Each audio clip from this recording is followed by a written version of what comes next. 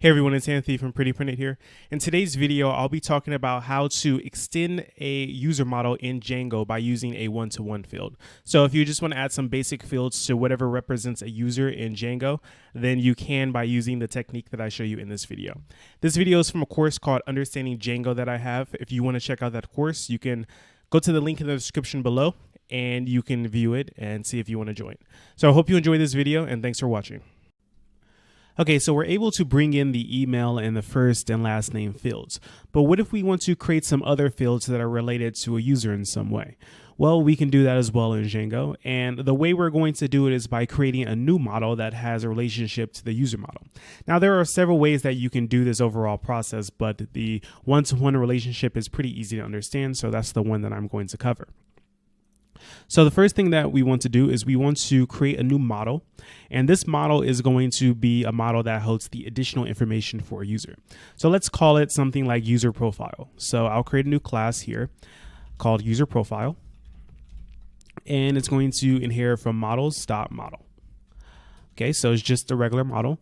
So the first thing I want to do is I'll use something called a one-to-one field. So I didn't cover this earlier because it's not very common, but it's very useful in this case. And that basically means that it's almost like an extension of the original table. So one user will have one profile. So it's not like a one-to-many where one user can have many profiles. It's just one user to one profile. So that relationship Django can handle directly for us using the one-to-one field. So two capital O's, a capital T, and a capital F. Then I need to pass in the model that I'm interested in using. So from django.contrib.auth.models, I'm going to import user, and then I'll pass it in here because I'm, in a sense, extending the user model, except I'm not modifying it directly. So now I can add in some fields that I'm interested in working with. For this particular case, I'll add location and age just to keep it simple. But of course, this can be any profile information you want in your app. So a char field for location, I'll say the max length is going to be 30. And then an age. And this will just be an integer field. And then I'll define the stir function, or stir method, self, and we'll say return self.user username. So whoever the user is, it's just going to return their username. You can return something a little more specific, but I'll just keep it simple. So now that I have this, I want to add this to my admin. So admin.site.register, and then I'll import that model that I just created. So user profile. Let's see, user profile, just like that. And now if I go to my admin dashboard, so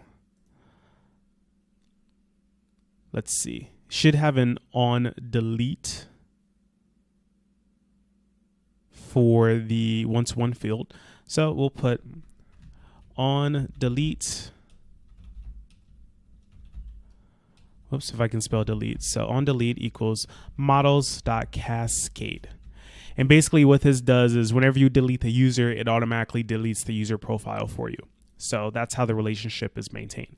Because you wouldn't want to delete a user, then you have this profile for this user that no longer exists. So that's why we have the on delete here. So I think I have everything now. And if I go to the admin dashboard and log in, I see user profiles here. So it tells me no such table example user profile. So we know what that means. That means I need to make migrations and then migrate. So make migrations and then migrate. And then I can start the server again and refresh the page. And we see I have no user profiles. Okay, so we'll come back to this in a moment. But now what I want to do is I want to actually allow the user to create this profile information when they register. So right now when I register, I see fields for username, email, first name, last name, and password. But I also want to add in fields for the location and the age. So to do that, I'm going to create a form first. So instead of using this extended user creation form, I'll create a new form for the profile. So we'll call this, let's see, profile form or user profile form, because I called this user profile, right? Yeah, so user profile form. And then it's going to be a model form. So model form.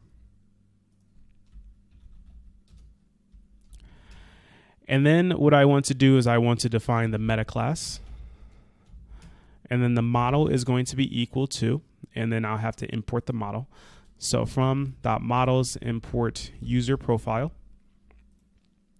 So the model is going to be user profile. And then the fields are going to be location and age. So the two fields that I just created. So can I import model form? It actually should be forms.model form. And I need to remove this model form from here. So let's save that and see if it works now. It does. Okay, so I have the model form here for user profile form. And now what I want to do is I want to actually use that as a regular form. So I'll go back to views and I will import that form that I just created. So user profile form, just like that. And then what I want to do is I'm just going to add on to this part here. So I'm going to have a second form and I'll call this profile form. And it's going to be user profile form request.post. So you'll see how this kind of follows the same pattern. Profile form, user. So I'm going to have two forms in this view instead of one. And I'll pass it to the context. So profile form, just like that. Okay, so now that I have that passed, I'm going to add, in addition to the regular form being valid, so the user form, I'm going to say if profile form is valid. And now this part is the part that I need to add on to. So basically what happens is when I use form.save, I'm creating a user. So what I'll do is I'll return a user from that form save. And then what I want to do is I want to create a new profile using the data from the form. So I'll just call this profile and it's going to be profile form.save. But I have to add the user to this profile. So I'm going to use commit equals false. That way I don't save it to the database right away. So this is going to create a profile object, but it's not going to save it and it's going to give it to me here. That way I can use it. So I can say profile.user is equal to user. And this is where the 1-to-1 field comes in. So where is it in my models? It's going to automatically include it there. And the location and the age, they're built into the form. So they actually get saved when I hit .save. So now if I just go profile.save, that should save my user. So now the last thing I need to do is go in the template and add that form. So as long as I add the form inside of the same form tags, it's going to get submitted at the same time, even though it's a separate form. So profile form as P. So let's save that. No errors. And then look at the registration form again. So now in addition to seeing all that other information, I see location and age. So let's create a new user. I'll just call this new user at tests.com, new user, password 11. Let's see, password 11.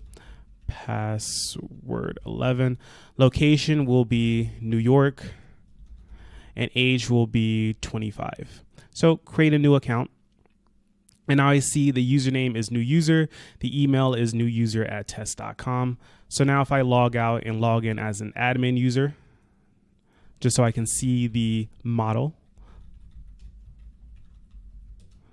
If I go to user profiles, I see the new user profile here. So new user. And I see all the information here that I'm interested in seeing for this particular user. So The username is new user, location is New York, and age is 25. And if I change this drop down to something else, that will update the user, but I don't want to do that because there's really no point in doing it. So now what I want to do is just show you that I can view this information. So if I go back and log in as that user, so log in, new user, and then password 11. I see your username is new user, your email is newyuser@test.com. So I also want to add something like, your location. So your location is, so user dot, and let's look at the model, user underscore profile, because it's taking the name of it, and then location. So let's see if this works. Your location is blank, so I think I need to get rid of the space there. Let's try that again. There we go. So your location is New York. So I'm looking at the user profile for this user, and I'm getting the location. If I change this to age, your age is blank. Your age is 25. So we see that that works there. So I'll just add them both so we can see them. Your location is user.userprofile.location. And now I see the location for this user and the age. So we see how it's pretty easy to add in additional information for a particular user. And if you want to add in more information, then you would just add on to this model and use whatever fields that apply to your particular use case.